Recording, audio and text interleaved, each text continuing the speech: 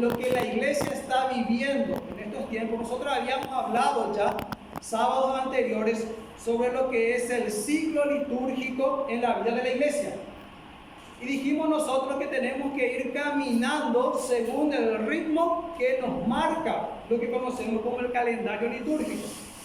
Y dijimos que en este calendario litúrgico lo que nos marca es justamente lo que nuestro Maestro vivió aquí en la tierra. ¿Cómo fue el proceso de Jesús? Él vino. Hubo una preparación para que Él pueda venir. Juan el Bautista va a preparar el camino del Señor. Toda esta preparación para la venida de Jesús, para su primera venida en carne.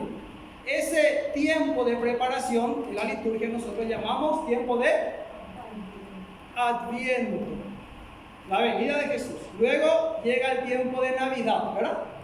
Jesús, la palabra se hace carne. Jesús se preparó su venida, Jesús viene en carne, luego Jesús camina para cumplir con la misión. Y ese camina para cumplir, eso es lo que llamamos en el ciclo litúrgico el tiempo ordinario. La vida, las obras, las enseñanzas de Jesús. Luego va a llegar un momento dado en que Jesús va a cumplir con la misión de la redención, la salvación de todo el género humano. Y ese momento fuerte va a suceder con su pasión, muerte y resurrección. El hecho central de nuestra fe. Y esto ocurre en lo que llamamos nosotros en el calendario litúrgico en el triduo pascual, ¿verdad? Entonces, pero para llegar a ese tiempo fuerte del triduo pascual, ¿qué sucede? También hay que prepararse. Y ese tiempo de preparación, ¿cómo llamamos? Cuaresma. Cuaresma. Viene la palabra cuadragésimo, significa 40 días. 40 días que la iglesia establece, tenemos que ir preparándonos, limpiándonos, purificándonos. ¿Para qué? Para llegar a ese tiempo central. ¿Cuál es el tiempo central? ¿Cuál es la celebración central de nuestra fe? La Pascua. La Pascua de resurrección. Si Cristo no hubiese resucitado, en vano sería nuestra fe, dice San Pablo. Entonces, para llegar a ese tiempo fuerte, central de nuestra fe, que es la Pascua de la resurrección, hay que prepararse. Y ese es el tiempo de Cuaresma. El tiempo de Cuaresma, la iglesia nos indica que inicia justamente con el miércoles de ceniza. Miércoles de ceniza, donde iniciamos este tiempo de preparación, este tiempo penitencial, donde tenemos que ir preparándonos. ¿Para qué? El misterio central de nuestra fe. Eso que Jesús había dicho que Él tiene que pasar cuando hablaba de su pasión, por el bautismo. Y todo este proceso de este caminar cuaresmal es un camino bautismal. O sea, estamos caminando hacia el culmen, hacia el centro, para resignificar y renovar en ese día central nuestras promesas bautismales. Todos caminamos hacia nuestro bautismo, hacia el bautismo del Señor. Él tiene que pasar por ese bautismo. Ese bautismo, ¿cómo se da y cuándo se da? Cómo Jesús se preparó para llegar a ese momento. Y eso es lo que la iglesia vive en el tiempo de Cuaresma. Por eso, este domingo, que es el primer domingo del tiempo de Cuaresma, reflexionamos el pasaje de la tentación de Jesús. Según el evangelista, ¿cuál es la lectura de este domingo mañana? Mateo capítulo 4, versículos del 1 al 11. El pasaje de la tentación de Jesús. ¿Qué nos narra ese pasaje? Cuando Jesús es tentado en el desierto. Hay algunos elementos que tenemos que conocer y tener en cuenta para vivir plenamente este tiempo litúrgico. Este domingo, primer domingo de Cuaresma, ¿dónde va a estar situado Jesús? ¿Dónde suceden las tentaciones? ¿En qué lugar? ¿Dónde? En el desierto. ¿Pero por cuánto tiempo estuvo Jesús ahí? 40 días. Allá nos van marcando los elementos. Tenemos 40 días, Cuaresma. ¿Dónde? En el desierto. ¿Para qué dice la palabra que fue guiado Jesús ahí? Para ser tentado. Para ser tentado por el maligno, ser tentado por el diablo, ser tentado por Satanás. Bueno, y empezamos. ¿Para qué va Jesús? 40 días va a ir Jesús. ¿Para qué va? Para estar en oración con su Padre en primer lugar. ¿Qué quiere decir eso? Concretar, conocer, reconocer, afirmar, estar seguro de qué? Del proyecto de Dios. O sea, ¿qué es lo que Dios tiene proyectado para Jesús? ¿Cuál es el proyecto de Dios? Entonces nos vamos al desierto. El desierto es un lugar en toda la Biblia de encuentro con Dios y también es un lugar de tentación. El desierto es un lugar donde siempre Dios se encuentra con su pueblo y todo esto está ya desde el Antiguo Testamento. Lo que Jesús va a hacer ahora es revivir, reeditar lo que sucedió con el pueblo de Israel. Eso es lo que va a hacer Jesús en estos 40 días. Esos 40 años que el pueblo de Israel pasó por el desierto. ¿Para qué el pueblo fue al desierto por 40 años? ¿Cómo empezó? ¿Qué sucedió? ¿A dónde tenían que llegar ellos? ¿Cuál era el proyecto de Dios? Y el pueblo de Israel sale de la esclavitud de Egipto en esa noche memorable, dice el libro del Éxodo, en el capítulo 12.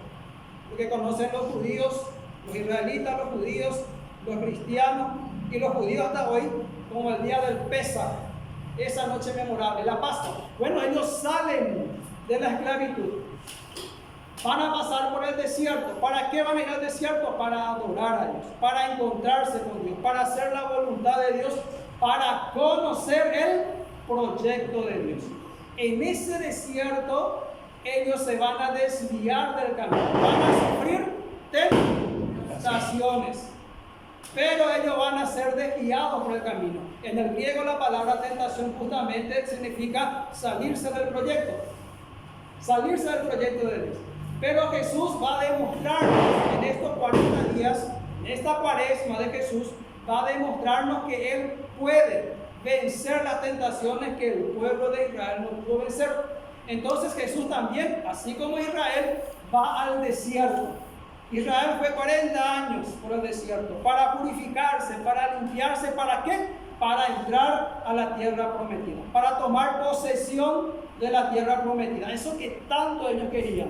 Jesús va a pasar por lo mismo, pero Jesús va también al desierto para encontrarse con Dios, para conocer el proyecto de Dios, para reafirmar el proyecto de Dios. Para eso Jesús va al desierto. Luego va a recibir las tentaciones, igual que el pueblo de Israel. Israel va a sucumbir a las tentaciones, pero Jesús va a vencer a las tentaciones. ¿Y cuáles eran las tentaciones? 3 tentaciones.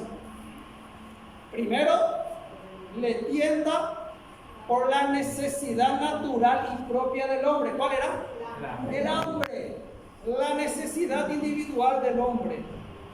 Tengo hambre. Tenía hambre Jesús. Y es tentado. Si eres el Hijo de Dios, ordena que esa piedra se convierta en pan. ¿Y qué dice Jesús? Está escrito: no solo de pan vive el hombre, sino de toda palabra que sale de la boca de Dios. Mejor que saciar mi necesidad es hacer la voluntad de Dios. Por sobre mi necesidad está la voluntad de Dios. Entonces Jesús, como verdadero hombre, supera esa tentación. Luego el diablo lo va a llevar a la parte más alta del templo y va a poner en duda, va a pedirle que le diga a Dios que haga un milagro, para que Jesús opte por un Dios milagrero, por un Dios que hace milagros, para que Él opte por el milagro de Dios. Pero ¿qué hace Jesús? Él opta por el Dios de los milagros, no por un Dios que hace milagros. Él opta por el Dios de los milagros. No tentarás al Señor tu Dios. Está escrito: no tentarás al Señor tu Dios. Luego le lleva a la parte más alta y le muestra todas las riquezas del mundo. Ya no vas a tener necesidad de nada, Jesús.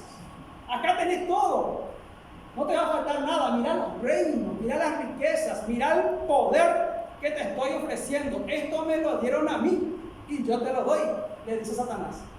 Yo te lo doy. Escoge, te conviene. ¿Y qué le dice Jesús?